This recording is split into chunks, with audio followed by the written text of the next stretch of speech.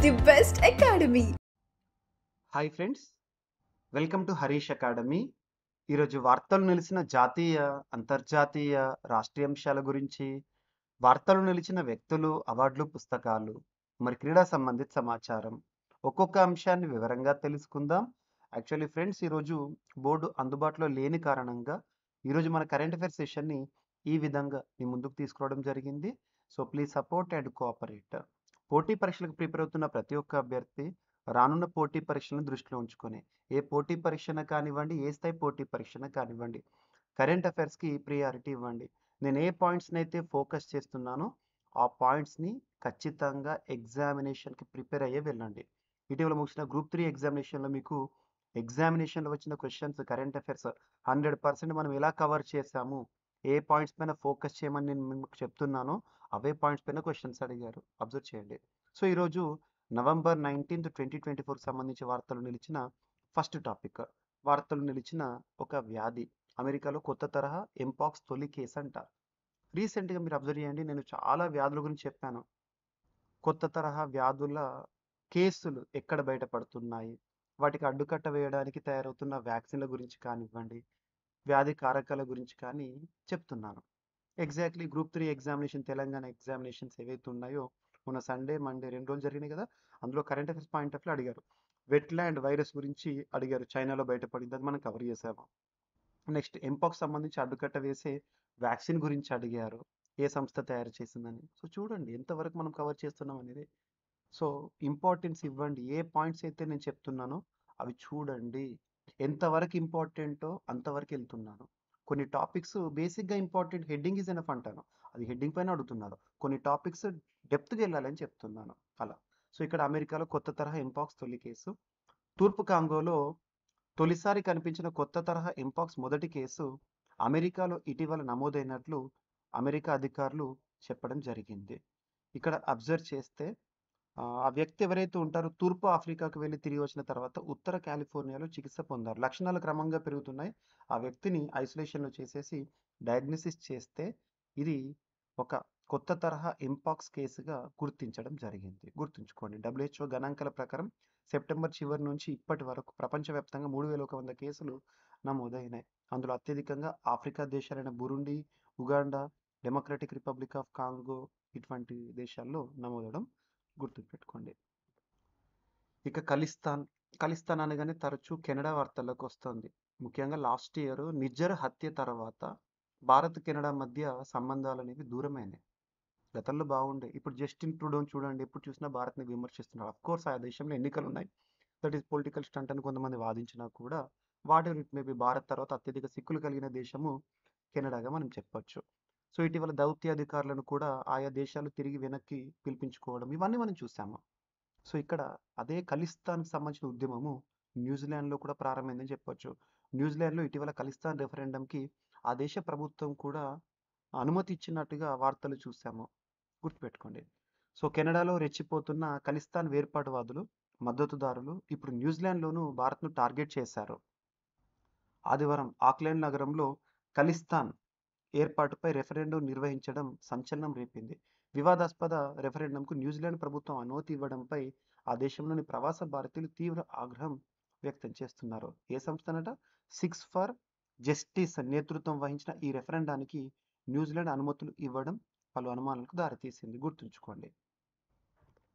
ఇక 2025 జనవరి 20 నుంచి 24 తేదీల్లో దావోస్, స్విట్జర్లాండ్లో World Economic Forum summits, so ప్రపంచ ఆర్థిక వేదిక సమావేశాలు, మన దేశం నుంచి 100 మందికి పైగా ప్రతినిధులు హాజరయ్యే అవకాశం అంట.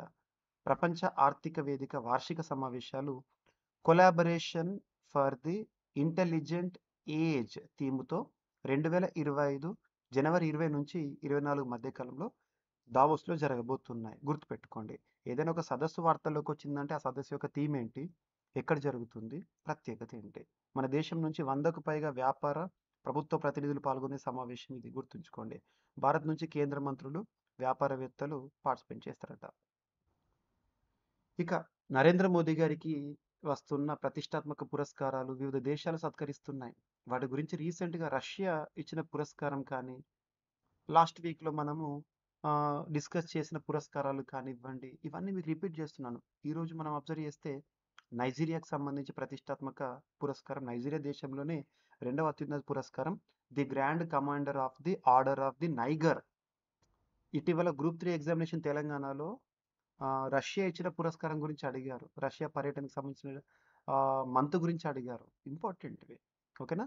సో, ఇక్కడ నైజీరియా పర్యటనలో భాగంగా అని అబ్జర్వ్ చేయొచ్చు. ఓకేనా? నెక్స్ట్ వచ్చేసేసి the grand commander of the order of the Niger సత్కరించడం జరిగింది. ఈ సందర్భంగా మోదీ గారు మాట్లాడుతూ ఈ పురస్కారాన్ని అత్యంత వినమ్రతతో స్వీకరిస్తున్నానని చెప్పడం జరిగింది. భారత ప్రజలకు దీన్ని అంకితం చేస్తున్నట్టుగా చెప్పారు. ఓకేనా? ఇక విదేశీ పురస్కారాల్లో నరేంద్ర మోదీ గారిని వరించిన 17వ పురస్కారం ఇది. ఇక నైజీరియా పర్యటనలో భాగంగా నైజీరియాతో భాగస్వామ్యానికి అత్యధిక ప్రాధాన్యం ఉంటుందని చెప్పేసేసి నైజీరియా అధ్యక్షునితో భేటీ అయ్యారు మోదీ గారు. ద్వైపాక్షిక సంబంధాల బలోపేతానికి నిర్ణయం, ఉగ్రవాదం, వేర్పాటువాదం, డ్రగ్స్పై ఉమ్మడి పోరు. సో, నైజీరియా పర్యటన. సో, నైజీరియాతో వ్యూహాత్మక భాగస్వామ్యానికి అధిక ప్రాధాన్యం ఇస్తున్నట్టు ప్రధాని నరేంద్ర మోదీ గారు తెలిపారు. 3 దేశాల పర్యటనలో భాగంగా ఇటీవల 17th నవంబర్ రోజున నైజీరియా చేరుకున్నారు. భారత ప్రధాని నైజీరియాలో పర్యటించడం 17 ఏళ్ల తర్వాత ఇదే మొదటిసారి. గుర్తుంచుకోండి, ఏ మంత్లో పర్యటించారని అడుగుతారు. November month. ఎగ్జామినేషన్లో కన్ఫ్యూజ్ చేయడానికి అక్టోబర్, డిసెంబర్ ఇలా మెన్షన్ చేస్తారు. మరి ఇక్కడ 3 ఒప్పందాలపై సంతకాలు. ఎన్ని ఒప్పందాలు కూడా ఇంపార్టెంట్. ఇటీవల గ్రూప్ 3 ఎగ్జామినేషన్లో భారత్, సింగపూర్ 4 ఒప్పందాల గురించి ఇచ్చారు. అవన్నీ మనం కవర్ చేసాము. సో, మోదీ, తినుబు. సో, ఇక్కడ అబ్జర్వ్ చేస్తే నైజీరియా అధ్యక్షుడి పేరేంటి? బోలా తినుబు, బోలా అహ్మద్ తినుబు. తనతో భేటీ అయ్యారు కదా మోదీ, తినుబు. భేటీ సందర్భంగా భారత్, నైజీరియా మధ్య 3 అవగాహన ఒప్పందాలు కుదిరాయి. అవేంటంటే ఒకటి సాంస్కృతిక మార్పిడి, కస్టమ్స్ విభాగంలో సహకారము, సర్వే రంగంలో సహకారం కోసం. గుర్తుపెట్టుకోండి, అడగొచ్చు ఎగ్జామినేషన్లో. ఓకేనా? ఇక రాష్ట్ర రహదారులపై ప్రమాదాలు ఏ విధంగా జరుగుతున్నాయని చెప్పేసి ర్యాంకింగ్స్ ఒక నివేదిక ఇటీవల కేంద్ర రోడ్డు రవాణా రహదారుల మంత్రిత్వ శాఖ, నితిన్ గడ్కరీ గారు ఉన్నారు కదా, ఆ మంత్రిత్వ శాఖ విడుదల చేసింది ర్యాంకింగ్స్. రోడ్డు ప్రమాదాలు 2022 నివేదిక ప్రకారం అత్యధిక ప్రమాదాలు జరిగిన టాప్ 3 రాష్ట్రాలు భారతదేశంలో తమిళనాడు, ఉత్తరప్రదేశ్, మధ్యప్రదేశ్. ఇందులో ఆంధ్రప్రదేశ్ 7వ స్థానంలో ఉందంట. ఓకేనా? ఈ ప్రమాదాల్లో మరణించిన వారు 41,012 మంది. అత్యధిక మరణాలు సంబంధించిన టాప్ 3 స్టేట్స్ ఏమో ఉత్తరప్రదేశ్, తమిళనాడు, మహారాష్ట్ర. ఇందులో ఏపీ 9వ స్థానంలో ఉందంట. గుర్తుపెట్టుకుని ఈ ర్యాంకింగ్స్. మీకు చాలా ర్యాంకింగ్స్ ఇటీవల కాలంలో కవర్ చేశాను. అవన్నీ ఒకసారి చూడండి. ర్యాంకింగ్స్ పైన ఎగ్జామినేషన్ పాయింట్ ఆఫ్ వ్యూలో క్వశ్చన్స్ వచ్చే అవకాశాలు చాలా ఉన్నాయి. ఇక నెక్స్ట్ వచ్చేసి ఇటీవల హైపర్సోనిక్ పరీక్ష సక్సెస్ రక్షణ రంగానికి సంబంధించి. ఇక రక్షణ రంగానికి సంబంధించిన పరిశోధనలు, మిసైల్స్ టెస్టింగ్ అనగానే మనకు ఒడిశాలోని అబ్దుల్ కలాం వీలర్ ఐలాండ్, చాందిపూర్ ఈ ప్రాంతం గుర్తొస్తుంది కదా, అది గుర్తుపెట్టుకోండి. భారత సైనిక దళాల్లో మరో కీలక అస్త్రం చేరింది. ఒడిషా తీరంలోని ఏపీజే అబ్దుల్ కలాం దీవిలో దీర్ఘశ్రేణి హైపర్సోనిక్ క్షిపణిని విజయవంతంగా పరీక్షించారు. గగనతల రక్షణ వ్యవస్థలకు చిక్కకుండా అత్యధిక వేగంతో దూసుకెళ్లి శత్రువుల స్థావరాలను ధ్వంసం చేయడము ఈ క్షిపణి యొక్క ప్రత్యేకతనట. ప్రపంచవ్యాప్తంగా ఈ తరహా మిసైల్ కలిగి ఉన్న అతి కొద్ది దేశాల జాబితాలో భారత్ చేరింది. పరీక్షను చారిత్రాత్మక ఘట్టంగా రక్షణ శాఖ మంత్రి ఎవరున్నారు? రాజ్నాథ్ సింగ్ గారు అభివర్ణించారు. క్రిటికల్ అడ్వాన్స్డ్ మిలిటరీ టెక్నాలజీ కలిగిన దేశాల సరసన మనం చేరామని హర్షం వ్యక్తం చేశారు. దీర్ఘశ్రేణి హైపర్సోనిక్ క్షిపణిని హైదరాబాద్ ఎవరు తయారు చేసి గుర్తుంచుకోండి. హైదరాబాద్లోని డాక్టర్ ఏబిజే అబ్దుల్ కలాం మిసైల్ కాంప్లెక్స్లో దేశీయ ఇండిజినస్గా స్వదేశీ పరిజ్ఞానంతో అభివృద్ధి చేశారు. డిఆర్డిఓతో పాటు భారత ప్రభుత్వం కానివ్వండి, భారత ప్రభుత్వం సంబంధించి మరియు ప్రభుత్వ ప్రైవేట్ సంస్థలు కూడా దీనికి సహకారం అందించాయి. గుర్తుంచుకోండి. వివిధ రకాల పేలోడ్స్ను 1500 కిలోమీటర్ల పైగా దూరానికి మోసుకెళ్లే సామర్థ్యం దీని సొంతం. ఓకేనా? ఇక ఎలక్ట్రిక్ వెహికల్స్. ప్రస్తుతం డిపెండెన్సీ ఆన్ ఎలక్ట్రిక్ వెహికల్స్ మనం అబ్జర్వ్ చేస్తున్నాం. అందుకోసం ప్రత్యేకంగా ఇటీవల కాలంలో స్కీమ్స్ కానీ, ఫేమ్ గైడ్లైన్స్ గతంలో కానివ్వండి, ఈ డ్రైవ్ ఇటీవల కాలంలో కానీ ఇవన్నీ ఇంపార్టెంటే. సో, ఈవీ బ్యాటరీలో మంటలను ముందే గుర్తించవచ్చని ఒక ఆర్టిఫిషియల్ ఇంటెలిజెన్స్ సాంకేతికతను అభివృద్ధి చేసిన పరిశోధకులు ఎవరో చూస్తే సరిపోతుంది. మరియు ఎలక్ట్రిక్ వెహికల్ బ్యాటరీలు ఏంటవి? మనం అబ్జర్వ్ చేస్తే lithium ion. So, lithium ion బ్యాటరీల్లో రేగే మంటలను ముందుగానే గుర్తించే కృత్రిమ మేధ సాంకేతికతను శాస్త్రవేత్తలు అభివృద్ధి చేశారు. బ్యాటరీల్లో ఏర్పడిన రసాయనిక ప్రతిస్పందన మంటలకు కారణమవుతుందని, అయితే చాలా బ్యాటరీలకు గట్టి తొడుగులు కలిగిన రక్షణ వాల్వ్ ఉండడం వల్ల అది విస్తరించలేవని పేర్కొన్నారు. గుర్తుంచుకోండి. ఎవరంటే national institute of standards and technology పరిశోధకులు మెషిన్ లెర్నింగ్ అల్గారిథంకు బ్యాటరీల రక్షణ వాల్వ్ విరిగిన శబ్దాన్ని గుర్తించే శిక్షణ ఇచ్చారు. గుర్తుంచుకోండి. ఎవరు డెవలప్ చేశారని అడగొచ్చు. లాభదాయక పదవి చట్టానికి మంగళం. కొత్తది తెచ్చే యోచనలో కేంద్ర ప్రభుత్వం ఉందని చెప్పేసి ఇక్కడ ఒక అంశము. లాభదాయక పదవి. So, profitable. లాభదాయక పదవి గల ఎంపీలపై అనర్హత వేటు వేసేందుకు అవకాశం కల్పిస్తున్న 65 సంవత్సరాల నాటి చట్టాన్ని రద్దు చేయాలని కేంద్రం భావిస్తోంది. దాని స్థానంలో ప్రస్తుత పరిస్థితులకు తగిన విధంగా నూతన చట్టాన్ని తీసుకురావాలని యోచిస్తోంది. ఈ క్రమంలో పార్లమెంట్ అనర్హత నిరోధక బిల్లు 2024 ముసాయిదాను కేంద్ర న్యాయశాఖకు చెందిన శాసన విభాగం రూపొందించిందంట. లాభదాయక పదవుల అంశంపై కల్రాజ్ మిశ్రా నేతృత్వంలో ఏర్పాటైన సంయుక్త పార్లమెంటరీ కమిటీ సిఫార్సుల మేరకు ఈ ముసాయిదా బిల్లుని తయారు చేశారంట. ఇక రాష్ట్రీయ అంశాలను గనక పరిశీలిస్తే తెలంగాణ రాష్ట్రానికి సంబంధించి తెలంగాణ రాష్ట్రంలోని 22 జిల్లాల్లో మహిళా శక్తి భవనాలను ఏర్పాటు చేయడానికి రాష్ట్ర ప్రభుత్వం నిర్ణయించింది. సో, మహిళా శక్తి భవనాలు ఎన్ని? 22 జిల్లాల్లో. ఒక్కో భవనానికి 5 కోట్ల చొప్పున మొత్తం 110 కోట్ల అంచనాతో పరిపాలన అనుమతులు ఇస్తూ ఆదివారం రోజున ఇటీవల 17 నవంబర్ రోజున రాష్ట్ర పంచాయతీరాజ్ గ్రామీణాభివృద్ధి శాఖ ఉత్తర్వులు జారీ చేసింది. ఇక్కడ మేడ్చల్ మల్కాజ్గిరి, మంచిర్యాల, రాజన్న సిరిసిల్ల, హన్మకొండ, కామారెడ్డి, నిజామాబాద్, ములుగు, నారాయణపేట, జగిత్యాల్, భూపాల్పల్లి, వనపర్తి, మెదక్, సూర్యాపేట, యాదాద్రి భువనగిరి, నాగర్ కర్నూల్, నిర్మల్, మహబూబాబాద్, భద్రాద్రి, కొత్తగూడెం, జనగాం, కుమ్రంభీం, ఆసిఫాబాద్, పెద్దపల్లి, గద్వాల జిల్లాల్లో మహిళా శక్తి భవనాలను ఏర్పాటు చేయనున్నారు. గుర్తుంచుకోండి. ఇక ఆంధ్రప్రదేశ్ రాష్ట్రానికి సంబంధించి రాష్ట్రానికి వస్తున్న పెట్టుబడులు, ఇటీవల రాష్ట్ర ప్రభుత్వం విడుదల చేసిన పాలసీస్ ఇవన్నీ ఇంపార్టెంట్.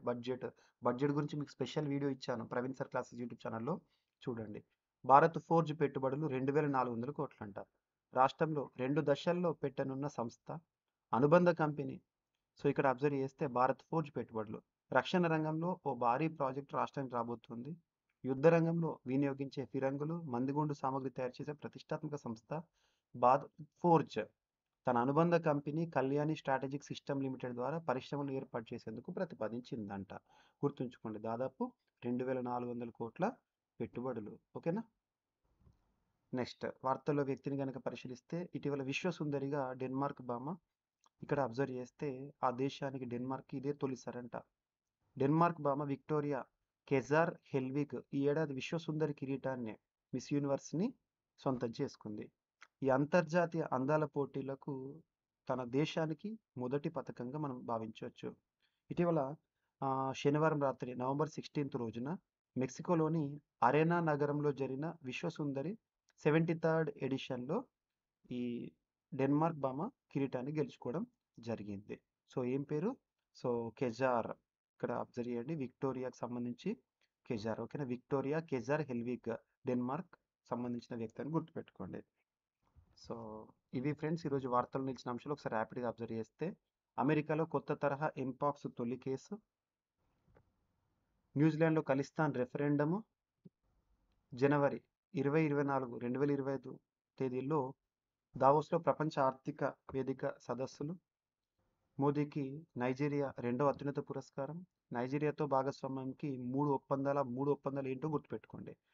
సో, దేశంలో రహదారి ప్రమాదాలకు సంబంధించి కేంద్ర ప్రభుత్వం విడుదల చేసిన రోడ్డు ప్రమాదాలు 2022 రిపోర్ట్, హైపర్సోనిక్ పరీక్ష విజయవంతం రక్షణ రంగానికి సంబంధించి, ఈవీ బ్యాటరీలో మంటలు గుర్తించే అధునాతన సాంకేతికత, లాభదాయక పదవి చట్టానికి మంగళం తెచ్చింది కేంద్ర ప్రభుత్వం.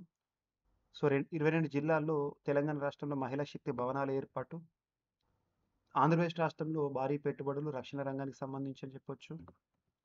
సో, విశ్వసుందరిగా డెన్మార్క్ దేశానికి చెందిన విక్టోరియా కెజార్ హెల్విగ్ ఎక్కడ జరిగినాయి టోర్నీ అని అడుగుతారు. ఈ ఈ పోటీలు ఎక్కడ జరిగినాయి అంటారు. సో, మెక్సికోలో 73rd ఎడిషన్. సో, ఇవి ఫ్రెండ్స్ ఈరోజు వార్తలు నిలిచిన అంశాలు. మిస్లేనియస్ అంశాలను మిగిలిపోతే రేపటి క్లాస్లో జోడించి మరొకసారి నేర్చుకుందాం. రేపు కలుద్దాం. Thank you.